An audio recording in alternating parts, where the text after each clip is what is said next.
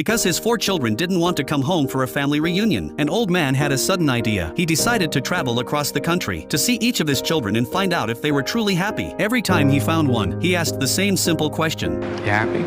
What do you mean? You happy? Yeah, of course I am. Hearing that his daughter was doing well, a quiet joy lit up the wrinkles at the corner of his eyes. So when he visited his eldest son, he hoped for the same answer. And though his son said he was happy, the old man could see something in his eyes. That slight hesitation gave it away. That's when Frank realized something. They were lying. None of them were truly happy. He couldn't understand. Why would his own children lie to him? To find out the truth, Frank asked all 4 of them to come home for Thanksgiving. But the day before the holiday, his eldest daughter called. She said she was swamped with work and wouldn't be able to make it. Frank felt disappointed, but still held on to a little hope. After all, he had 3 other kids. Then he listened to the rest of his voicemails. One by one, they all said they couldn't come, too busy with work. As a father, Frank felt a mix of emotions. But what could he say? Blame them? Ever since his wife passed away 8 months ago, none of them had returned home. When she was alive, she was the bridge between Frank and the kids. They told her everything. But now, things were different. They barely called him. That quiet distance had pierced straight into his heart, and all he really wanted was to know if they were happy. After sitting alone for a while, he made a bold decision. He would travel across the country to visit his 4 beloved children, one by one, and to make it a surprise. He wouldn't tell any of them he was coming. He packed his bags, brought all his medication, and began the journey. But he didn't know how far he could go. Before retiring, Frank had worked with protective coatings on power cables. Years of exposure had damaged his lungs. His health was fragile, and he needed medication on time. Flying was too risky, so he took the train. To everyone he met on the way, Frank proudly introduced his kids. His eldest son was a conductor, his youngest son, a painter, his youngest daughter, a professional dancer, his eldest daughter, a corporate executive. He spoke of them with pure pride. After a long day of travel, he arrived at his son David's apartment. He rang the doorbell again and again. No one answered. He waited on the front steps, hoping David was just working late. But hours passed. Still no sign. Disappointed, Frank turned to leave. But as he walked past a nearby art gallery, something caught his eye. A painting familiar brushwork. He looked down at the label. It was David's name. In that moment, Frank remembered how David used to say he wanted to be a house painter. But Frank had told him, become a real artist. Be someone important. Now, it seemed David had done just that. But Frank wondered, was it David's dream or his? The next morning, a neighbor helped Frank get into the apartment building. He knocked on David's door for a long time. No response. Trying to stay positive, he told himself David must be out of town. Then he bent down and carefully slid a letter under the door. I wanted to surprise you, but I guess you weren't home. I'll call you soon. Love, Dad. The rough start left Frank feeling low, but he had to stay hopeful because next, he was going to see his eldest daughter. On the way, he passed all kinds of travelers, but it was like he lived in his own quiet world now. He no longer talked to anyone about his kids. After a few days of travel, he found his daughter Amy in the backyard of a large, beautiful house. She was on the phone. For a second, Frank saw the little girl who used